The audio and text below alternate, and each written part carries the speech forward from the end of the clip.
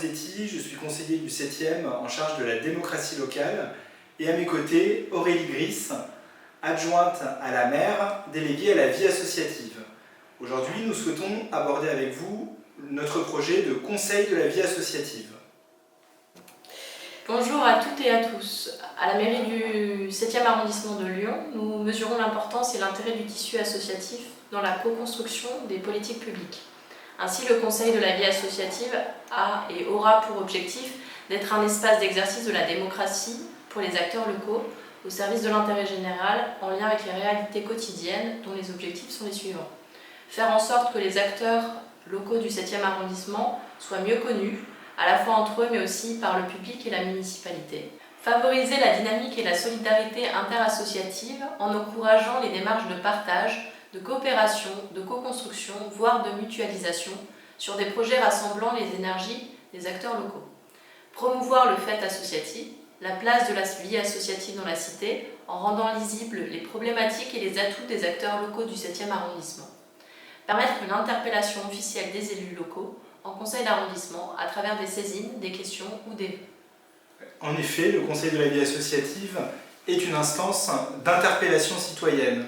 Nous avons voulu développer avec les élus locaux la capacité à interpeller en conseil d'arrondissement sous forme de questions ou de vœux les élus du 7e arrondissement.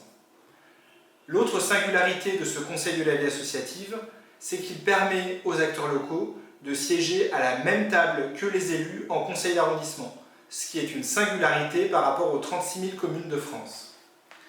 Enfin, le Conseil de la vie associative est une instance où les acteurs locaux s'auto-organisent, c'est-à-dire qu'ils échangent entre eux et décident de prioriser les saisines qu'ils souhaitent adresser aux élus.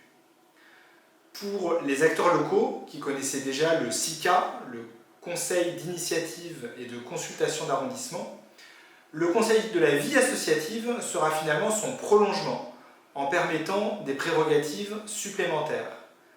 Le premier élément, c'est qu'il permettra de réunir davantage de participants. En plus des associations, les conseils de quartier, mais également les collectifs d'habitants pourront participer à cette instance.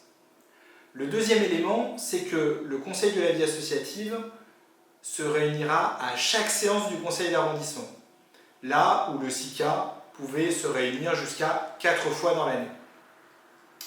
Le Conseil de la vie associative permettra aussi, à travers sa participation au conseil d'arrondissement, une visibilité et une reconnaissance officielle.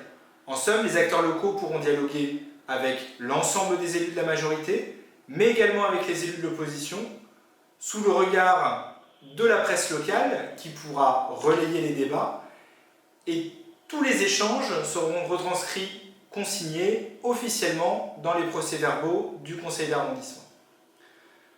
Là où le CICA permettait d'interpeller les élus du 7e arrondissement, le Conseil de la vie associative permettra bien sûr la même chose, mais permettra également d'interpeller le maire de Lyon lui-même, qui sera obligé de répondre aux demandes des associations du quartier. Enfin, le CICA permettait de poser des questions aux élus locaux. Le Conseil de la vie associative permettra là aussi de poser des questions, mais également de déposer des vœux en séance du conseil d'arrondissement, qui seront soumis à la délibération des élus. Voilà pour les nouveautés sur le volet participation citoyenne du Conseil de la vie associative. Ainsi, nous souhaitons expérimenter avec vous ce Conseil de la vie associative. Si vous êtes intéressé pour participer à la première réunion d'information qui aura lieu mercredi 25 novembre de 18h à 20h en visioconférence, vous pouvez répondre à ce courriel.